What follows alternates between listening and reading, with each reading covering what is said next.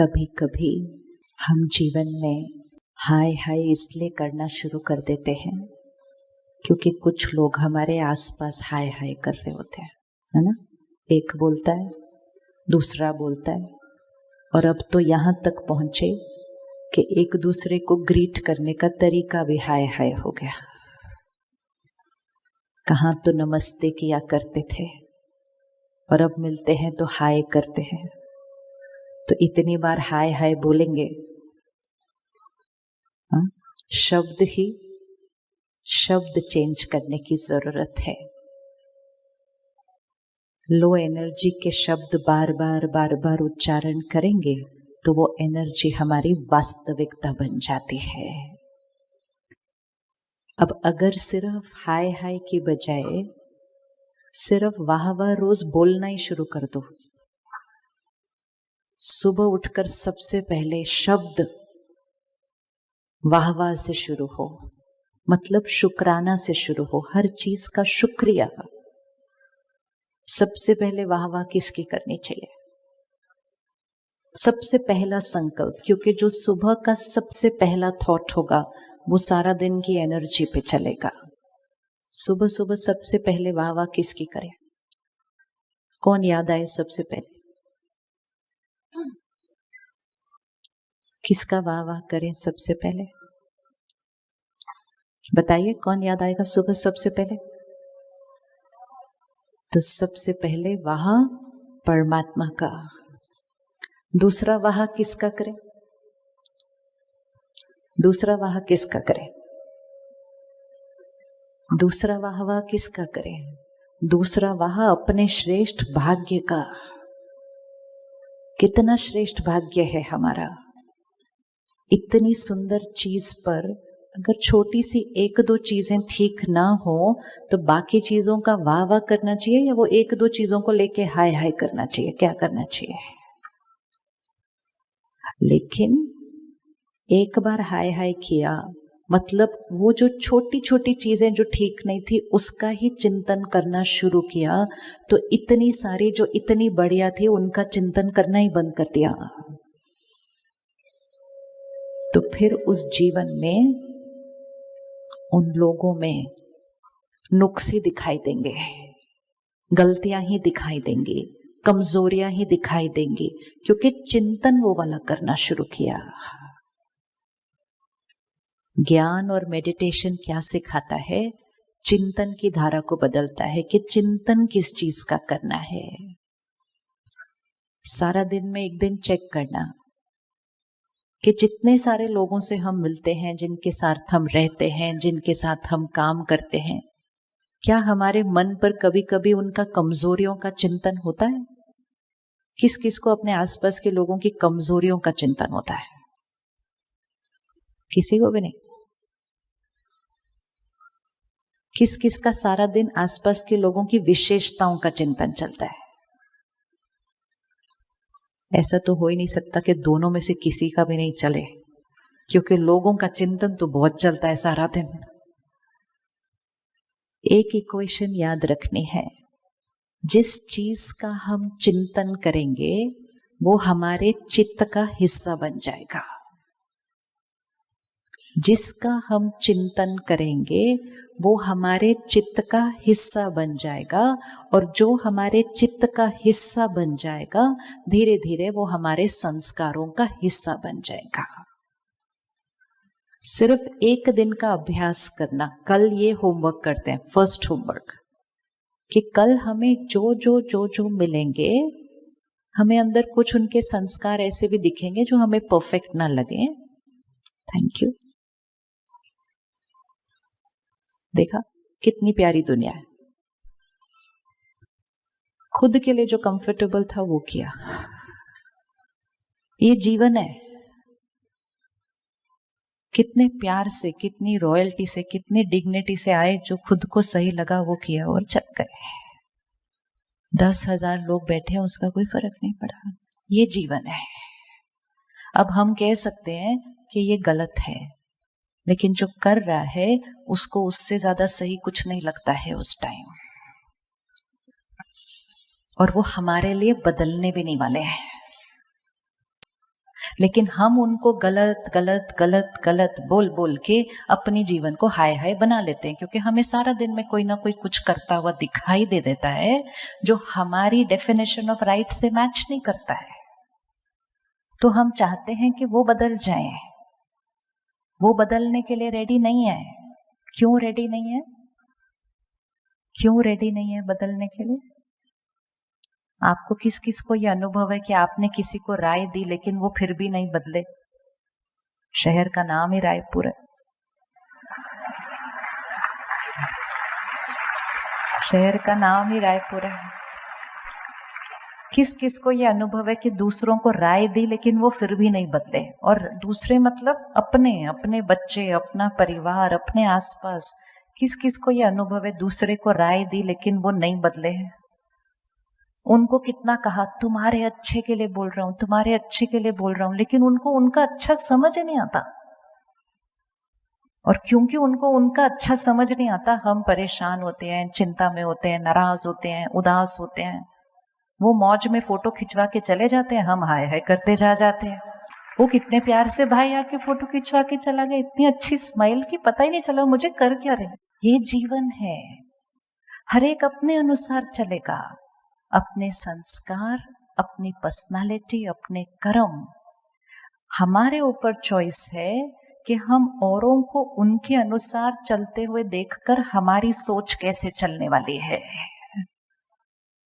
अगर हम कहें मेरे घर में फला भी ऐसा है, ये भी ऐसा है, ये भी ऐसा है, मेरी जीवन वाह वाह नहीं हो सकती है, क्योंकि मुझे कैसे कैसे लोगों के साथ रहना भी पड़ रहा है और कैसे कैसे लोगों के साथ काम भी करना पड़ रहा है। अगर अपनी सोच नहीं बदली तो दुनिया के परफेक्ट लोगों के साथ रहकर भी हाय हाय करेंगे।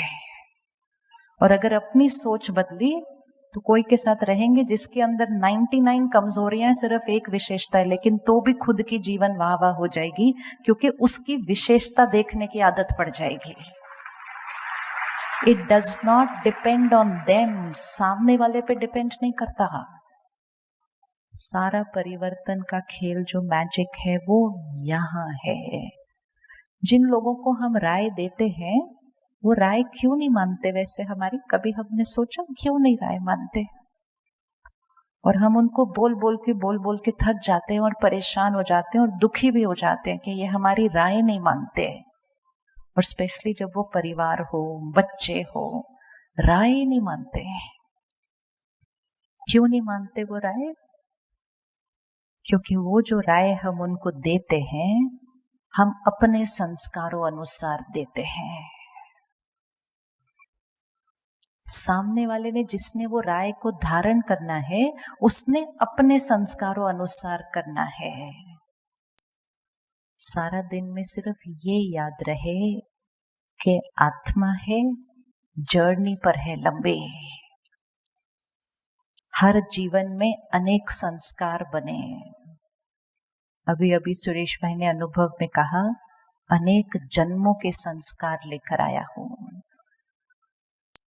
हर जीवन में अलग अलग परिवार, अलग अलग परिस्थितियां, अलग अलग माहौल, कभी कभी तो अलग अलग देश, कितने अलग अलग अलग अलग संस्कार। अपने घर के लोगों को एक बार उस नजरिए से देखना कि ये मेरा पति, पत्नी, बच्चे नहीं, आत्मा है जो बहुत लंबी जर्नी पर आई है, अनेक संस्कार लेकर आई है। श्राद्ध के दिन चल रहे हैं।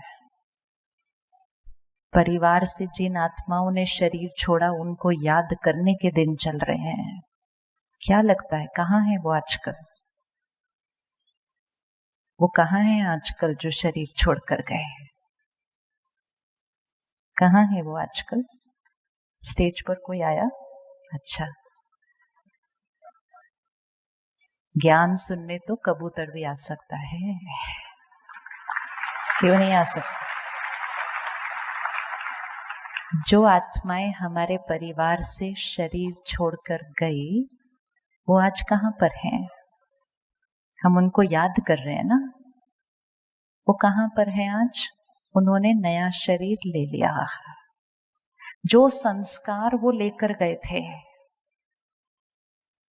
और इसीलिए सबसे इंपॉर्टेंट चीज है, श्राद्ध के दिन मतलब सिर्फ ये नहीं याद करना जो गए थे, ये भी याद रखना कि जिस दिन हम जाएंगे तो अपने साथ क्या क्या लेकर जाने वाले हैं। एक क्षण आएगा, पता नहीं होता कब शरीर छोड़ना है। अगर हमें ये पता चले कि आज रात को शरीर छोड़ना है 12 बजे, 1 मिनट आंख बंद करो, इतनी पावर होनी चाहिए कि एक कबूतर हमें डिस्ट्रैक्ट ना करे। हम शक्तिशाली आत्मा है। 1 मिनट अपनी चेकिंग करें। अगर आज 4 घंटे के बाद शरीर छोड़ना हो, टाइम पता चल चुका है, तो मैं आत्मा इस 4 घंटे में क्या क्या करूंगी। 4 आवर्स, 4 घंटे हैं। 4 घंटे में क्या करेंगे, अच्छे से चेक करना। क्योंकि 4 घंटे के बाद जब मैं आत्मा शरीर छोड़ूंगी, हर चीज जो मुझ आत्मा पर रिकॉर्डेड है वो मुझ आत्मा के साथ आगे जाएगी नेक्स्ट कॉस्ट्यूम में। और उस बच्चे को भी देख लें, मैं आत्मा इस शरीर को छोड़ूंगी, नेक्स्ट कॉस्ट्यूम लूंगी। 7-8 महीने के बाद एक बच्चा पैदा होगा किसी घर में। पैदा होते ही पंडित जी जन्म पत्री बनाएंगे। उस दिन उस भाग्य में क्या लिखा होगा, वो बच्चा कौन सा भाग्य लेकर जाएगा, किस आधार पर उस बच्चे का भाग्य लिखा जाएगा उस दिन, और वो बच्चा कैसे संस्कार लेकर पैदा होगा। तो अगर हमें पावर मिले तो हम 4 घंटे के अंदर कौन कौन से संस्कार क्रिएट कर लेंगे।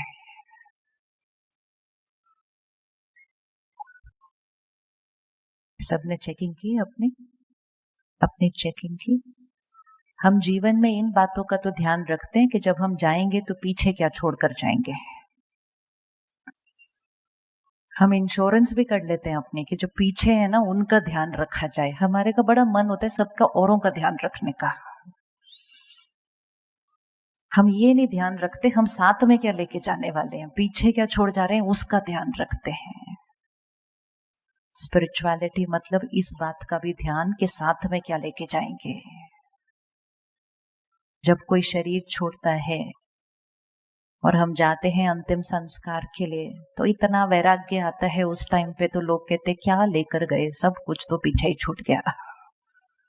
और कुछ घंटों के लिए काफी वैराग्य आता है, क्या जीवन है, कुछ भी तो नहीं है, पर थोड़ी देर ही रहता है वो घर पहुंचने तक। वो डिटैचमेंट आ जाती है वो थोड़ी देर के लिए, वैराग्य आता है, उसको कहा जाता है शमशानी वैराग्य, कि क्या लेकर गए साथ में। और फिर दुनिया ने कहा खाली हाथ आए थे, खाली हाथ जाना है। सच नहीं है, सच ही नहीं है। ना हम खाली हाथ आए थे, ना हमने खाली हाथ जाना है। जो सब कुछ दिखता है वो ना लेकर आए थे ना लेकर जाना है। जो नहीं दिखता है वो लेकर भी आए थे और लेकर भी जाना है। क्या क्या छोड़ देंगे पीछे। 12 बजे जब शरीर छूटेगा क्या क्या छोड़ेंगे पीछे। फर्स्ट, सब कुछ जो कमाया वो छूटेगा, परिवार छूटेगा, शरीर भी छूटेगा।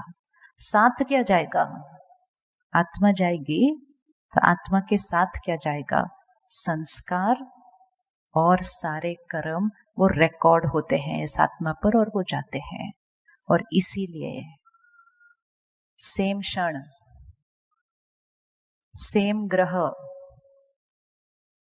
लेकिन अगर 2 बच्चे उसी क्षण उसी ग्रहों के प्रभाव में पैदा होते हैं फिर भी दोनों का भाग्य बिल्कुल अलग अलग होता है। किस आधार से भाग्य बना, किस आधार से भाग्य बना।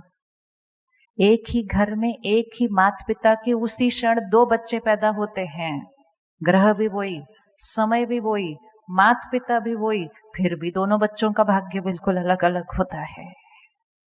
क्यों अलग अलग होता है? क्योंकि वो आत्मा जो लेकर आई है वो अलग अलग है।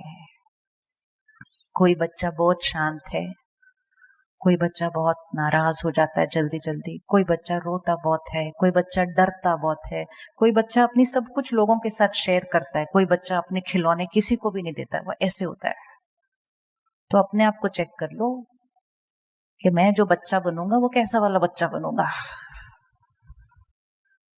खुश रहने वाला, सदा हंसता रहने वाला, या छोटी छोटी बातों में रूठने रूसने वाला, दूसरों के साथ चीजें बांटने वाला, या हमेशा अपनी चीजें ऐसे पकड़कर रखने वाला, दूसरों की सफलता में खुश होने वाला, या दूसरों की सफलता से ईर्ष्या करने वाला।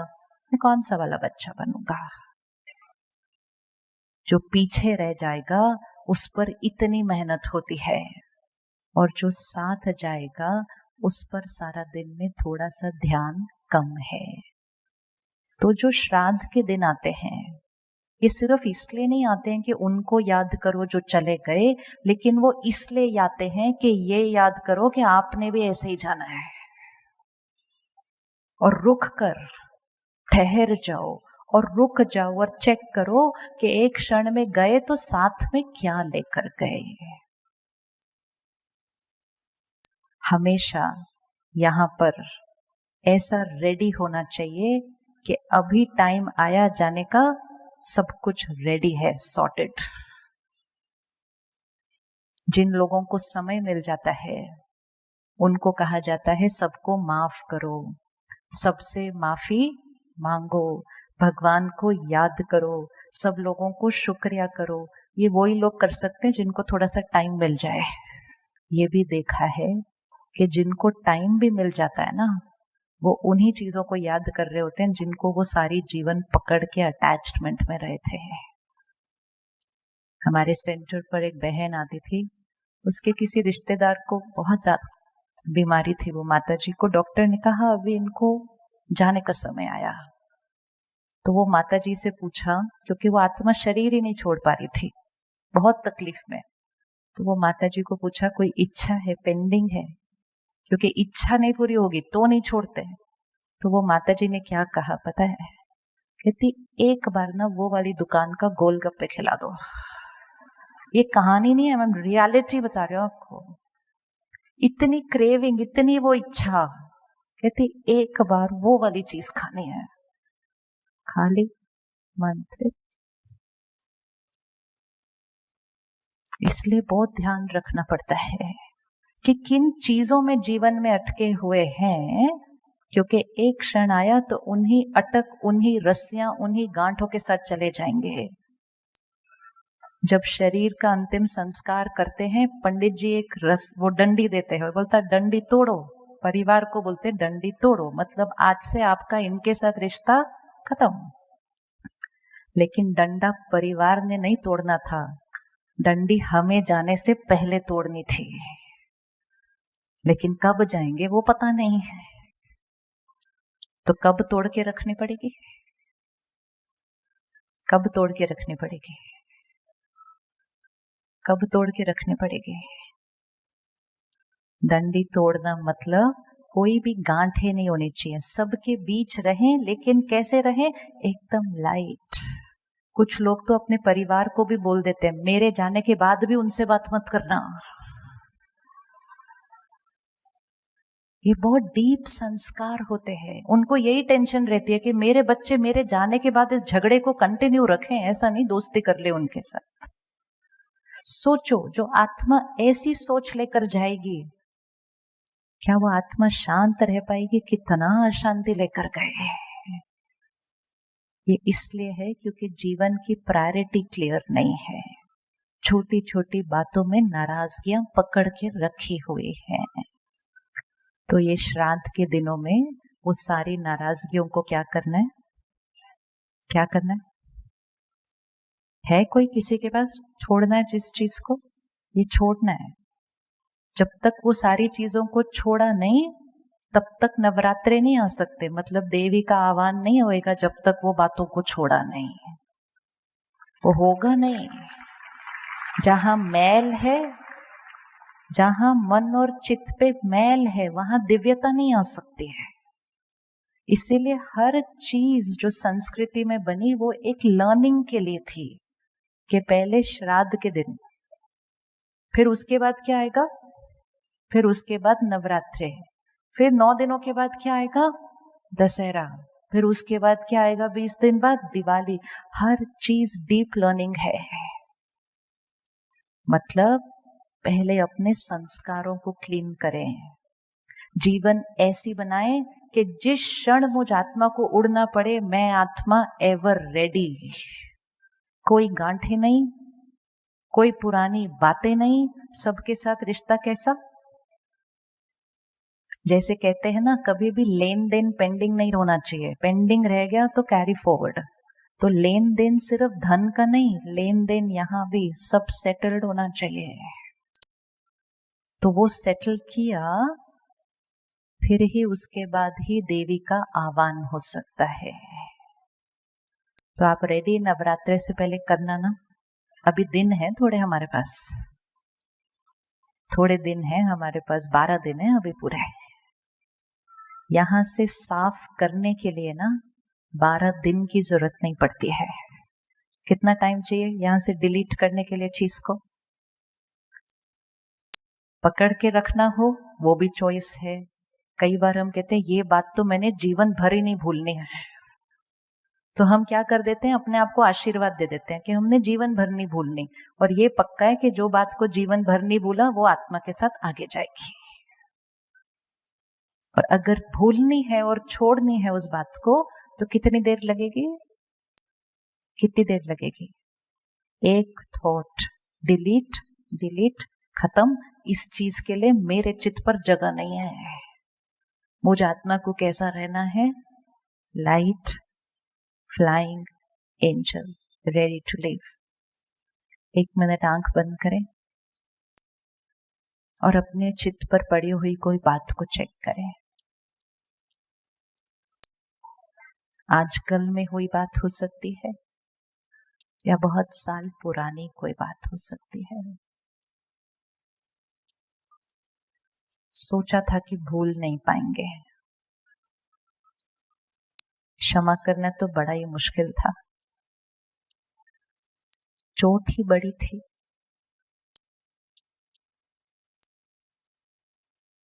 लेकिन 4 घंटे के बाद जाना है, मैल लेकर नहीं जाना। वो तो पीछे रह जाएंगे, बात भी पीछे रह जाएगी, मैल मेरे साथ चली जाएगी। इतनी बड़ी वो बात तो थी नहीं जिसके लिए मैं अपने अगला जीवन भी बिगाड़ दूं। ऐसी तो वो बात नहीं है।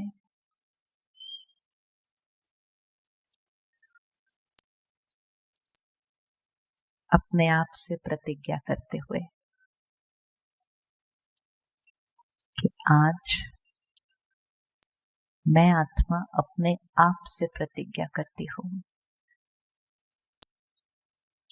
कि इस सिर्फ एक बात को सिलेक्ट करना, सिर्फ एक बात, कोई एक चोट,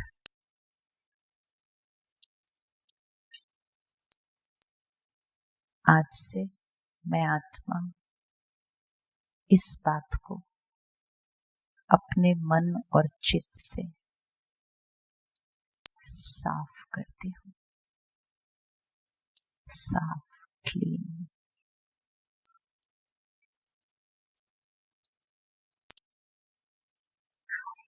मैंने ही पकड़ा हुआ था और मुझे ही छोड़ना है। पकड़ना भी मेरा चॉइस था, छोड़ना भी मेरी चॉइस है।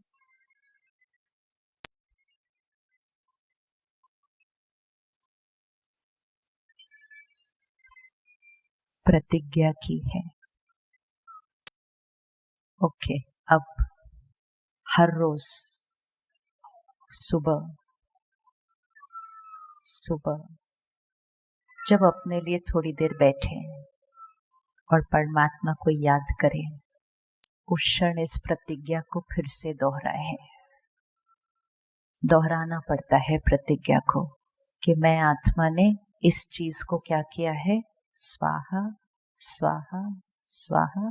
ये पुरानी बात है, खत्म खत्म खत्म। होता क्या है, हम ही उस बात के लिए क्या कहते हैं, ये भूल नहीं पाऊंगी मैं, इसको मैं माफ नहीं। जैसी हम बात करेंगे वो ही सत्यता बन जाएगी। चोट उन्होंने नहीं दी थी, उन्होंने तो सिर्फ व्यवहार किया था, उतना ही सिंपल व्यवहार किया था जैसे वो भाई अभी प्यार से फोटो खिंचवाने आए थे।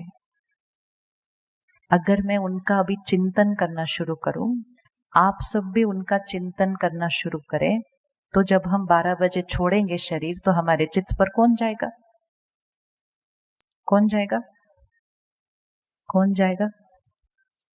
लग रहा याद आ रहा ना, कौन जाएगा 12 बजे साथ में। इसलिए बड़ा क्लियर होना चाहिए कौन कौन यहाँ होना चाहिए और उनकी कौन सी बात होनी चाहिए, कौन सी स्मृति होनी चाहिए, विच मीन्स मुझ आत्मा के कैसे कैसे संस्कार होने चाहिए। परमात्मा को याद शरीर छोड़ने के टाइम नहीं करना होता, जीवन काल में नहीं अगर किया तो जाते समय भी नहीं होगा, और अगर जीवन काल में करते रहे तो जाते समय कोई और याद आएगा नहीं। याद वही आएंगे जिनको सारा दिन याद करते थे। तो आज जिन जिनको आप अपने साथ आगे नहीं लेके जाना चाहते उनको डिलीट कर देना आज सीडी पे से। ये सीडी है जिसपे बहुत सारे गाने रिकॉर्डेड है, जो गाना पसंद नहीं डिलीट करना पड़ेगा। जब आत्मा शरीर छोड़ेगी वो सीडी यहां से निकलेगी, दूसरे प्लेयर में जाएगी, वही के वही गाने बजेंगे जो साथ में लेके गए, वही के वही गाने बजेंगे। किसी के अंदर अभी झूठ बोलने का संस्कार है, वो बच्चा 2 साल की एज से झूठ बोलना शुरू करेगा। उसके मम्मी पापा बोलेंगे अभी तो स्कूल भी नहीं गया, इसको झूठ बोलना किसने सिखा दिया? सिखाना नहीं पड़ता, सीखे सीखे आए हम वहीं से, बहुत प्रैक्टिस करके आए हुए हम पहले से। छोटे छोटे बच्चे 3 साल के पहली बार स्कूल जाते हैं, किसी की पेंसिल रबड़ी उठा के ले आते हैं, मम्मी पापा को टेंशन होने लग जाती है, ये मेरे बच्चे को ये सब किसने सिखा दिया? सीख कर आए हैं। इसलिए बहुत अटेंशन कि वो ही संस्कार हो जो आज भी सुख देते हैं, आगे भी सुख देंगे। ये लॉन्ग टर्म इन्वेस्टमेंट है, लॉन्ग टर्म इन्वेस्टमेंट है। सारा दिन की छोटी छोटी बातों में इधर का बिजनेस करने में कोई ऐसे कर्म और संस्कार न बना लें जो लॉन्ग टर्म इन्वेस्टमेंट में नुकसान कर देते हैं। धन कमाएं, बहुत कमाएं, लेकिन याद रखें वो धन परिवार एंजॉय करेगा, संस्कार हमें एंजॉय करने पड़ेंगे आगे। तो गलत कर्म करके धन पीछे अगर उनके लिए छोड़ दिया, वो तो एंजॉय करेंगे, नुकसान हमारा होने वाला है आगे। तो बहुत बहुत बहुत अटेंशन से, वो जो आत्मा ने देकर क्या जाना है सबको, वो इम्पोर्टेंट नहीं है, ज्यादा इम्पोर्टेंट है मुझ आत्मा ने साथ लेकर क्या जाना है।